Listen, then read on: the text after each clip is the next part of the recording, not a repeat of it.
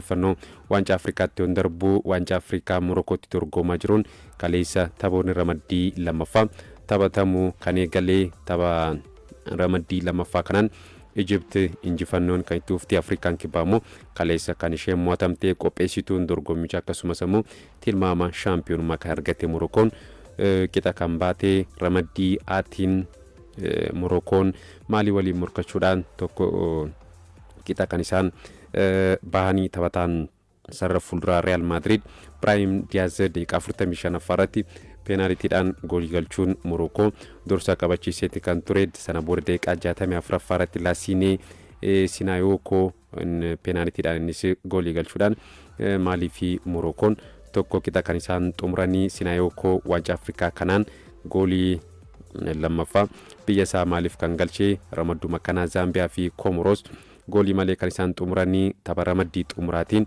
wiixata dhufu Morokoon Zaambiyaa Maaliin Comoros waliin taphachuudhaan biyyoonni waancaa Afrikaatiif darban adda bahuudhaan kan beekaman ta'a. Morokoon tapha ramaddii xumuraa qixa yookiin immoo yoo injifatte kallattiin darbuu kan mirkaneeffattu ni ta'a. Ramaddii baattiin Ijiptii fi Mohamed Salah injifannoon itti ufaniiru kaleessa Ijipt goolii 1-0dhaan Afrikaa kibbaa kan injifattee daqiiqaa 45 irratti Mohamed Salah goolii injifannoo kan garee biyyaalessa Ijipt taphataa galcheedha. Boqonnaa dura sa'aatiin idilee kan boqonnaa dura daqiiqaa 45 xumuramee daqiiqaa qisaasee 5 kennameen Mohamed Hani kaardii diimaadhaan gama Ijiptii dirreedha kan bahe. Sana booda taphattoonni Ijipt taphattoota hanquu 10 boqonnaa deebii morkachuudhaan qabxii 3 kan isaan milkeeffatanii Mohamed Salah dorgommichaan taphoota lamaan goolii 2 biyya isaa Ijiptiif kan galche kaleessas akkasumas immoo tapha jalqabaatiinis goolii injifannoo galcheera. Mohamed Salah yeroo gaarii waancaa Afrikaatiin dabarsaati kan jiru Liverpool keessatti gahumsa gadaanaa mul'isaati kan ture. Waancaa Afrikaatiin garuu jalqabbiinsaa baheessaa garee biyyaalessa Ijipt keessatti goolii injifannoo walitti aansee galchaati kan jiru. Tapha biraatiin Angolaa fi Zimbabween ammoo tokko qixa kan isaan xumuranii Angolaadhaa fi Geelsan Daalaa Zimbabweedhaaf ammoo Musoonoo goolii kan isaan galchanii biyyoonni lamaanuu waancaa Afrikaa kanaan injifannoo malee malaati kan jiranuu tokko mo'amuudhaan tokkoon qixa kan isaan baanii Ijipt qabxii 6 ramaddii kana dursaati kan jirtu. Afrikaan kibbaa immoo qabxii 3 sadarkaa lammaffaarratti argamti. Taphoonni ramaddii lammaffaa kun har'a sitti ufuudhaan ramaddii caatiin Naayijeeriyaan, Tuuniziyaa, Yuugandaan, Taanzaaniyaa waliin kan morkatanidha. Tapha ramaddii duraatiin Naayijeeriyaan goolii 2-1 Taanzaaniyaa, Tuuniziyaan ammoo 3-1 Yuugandaa kan isaan injifatanii. Kanaaf har'a Naayijeeriyaa fi Tuuniziyaan injifannoodhaan itti ufuudhaaf gara dirree kan seenanidha. Yuugandaa fi Tuuniziyaan Taanzaaniyaan ammoo injifannoo jalqabaatii fi kan waliin morkatanidha. Ramaddii daatiin Senegaal, Riippaabilika Dimokiraatawaa Koongoo, Beeniin, Bootsuwaanaa waliin waancaa Afrikaa tapha ramaddii lammaffaatiin kan waliin morkatanidha. Premier League Englanditti on darbu kaleessa Manchester United Old Trafforditti taphattoota filannoo jalqabaa hedduu malee Newcastle United goolii 1-0 kan injifatee daqiiqaa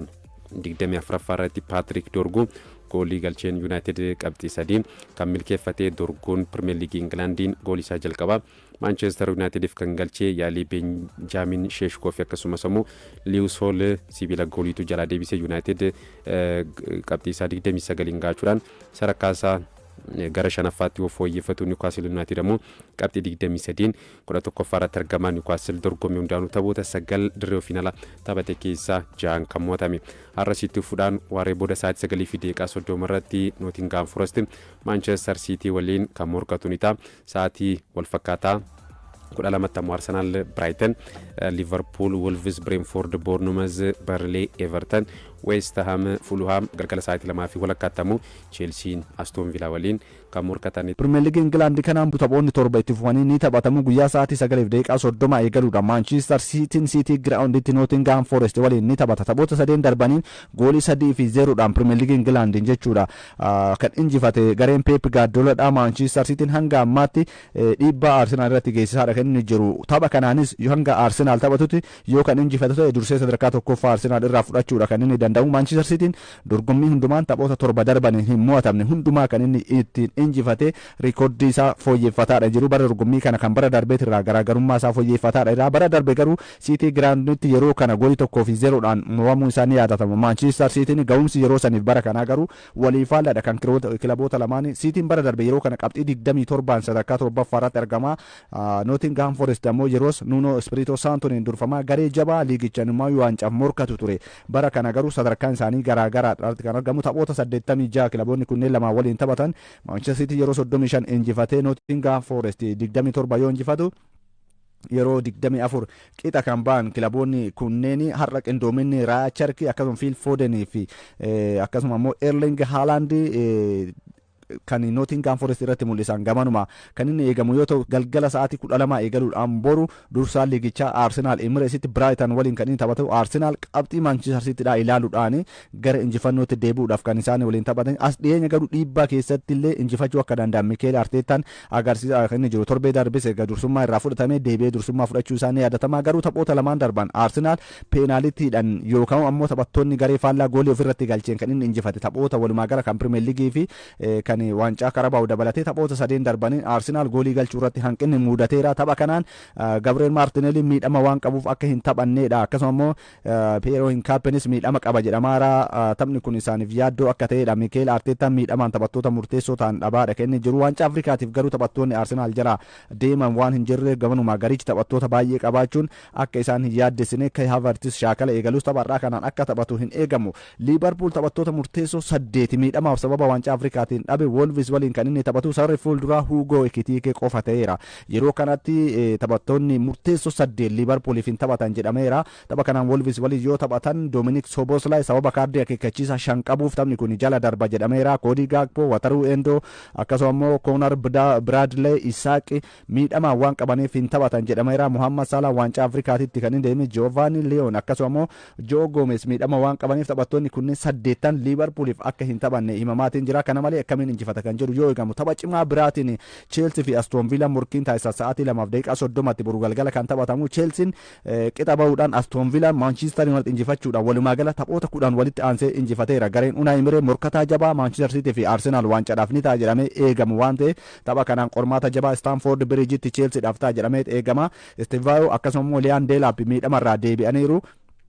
Leenjisaanii Chelseadhaa Enzo Marescan kaleessa yaada kennaniin yeroo kana taphattoota jajjaboo England keessumattuu Morgan Rogers Aston Villa keessatti Cole Palmer Chelsea keessatti kam dinqisiifatennaa taphattoota lamaanuu nan dinqisiifadha. Cole Palmer garuu baay'een jaaladha jedheera. Waancaa addunyaa irratti taphattoonni kunneen lamaan akka hirmaatan arguun barbaada. Garuu murteen kan garee biyyaalessaa leenjisichaa Thomas Tuchel jechuudhaan dubbateera. Tapha biraatiin Brentford Bournemouth waliin, West Ham Fulham waliin, Burnley Everton waliin kan taphatan ni ta'a. Itoophiyaa torbee 11ffaatiin Adaamaan kan mo'atame istaadiyeemii Finfinneetti Adaamaan Machaal waliin morkachuudhaan goolii 3-1 kilabichi kan mo'atame Mahammad Abarraa gooliiwwan 2 Machaaliif kan inni galchee taphataan kun bara dorgommii kana goolii isaa 6ffaati kan galche kan kaleessaa waliin bara dorgommii darbeellee goolii hedduu galchuudhaan madden shaampiyoonii Pirimeer Liigii Itoophiyaa akka ta'u taphataa gargaaridha. Bara dorgommii kanas Machaal keessatti goolii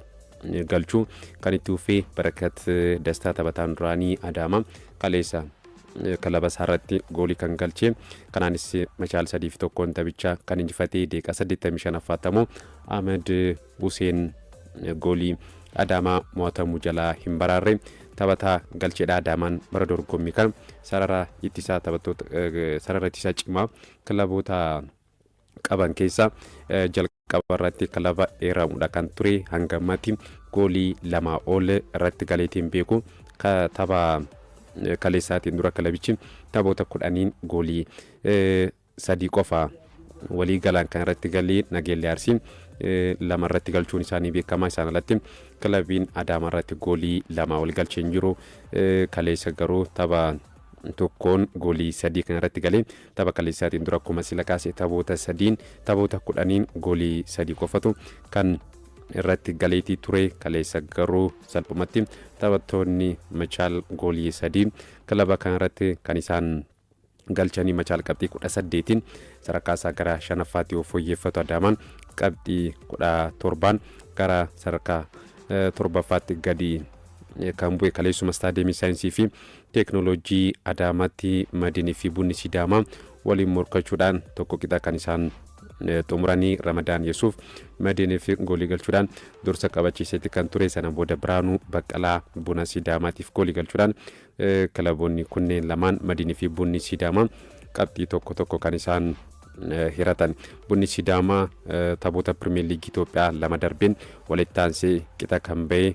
Dursitoonni Pirimeer Liigii Itoophiyaa sadarkaa tokkoffaa fi lammaffaa irratti kan argaman Faasilii fi Bunni Sidaamaa torbee kana injifachuu hin dandeenye. Bunni Sidaamaa kaleessa Madiin waliin tokko qixa yoo ba'u, Faasil ammoo Bahar Daar waliin goolii malee qixa kan ba'e.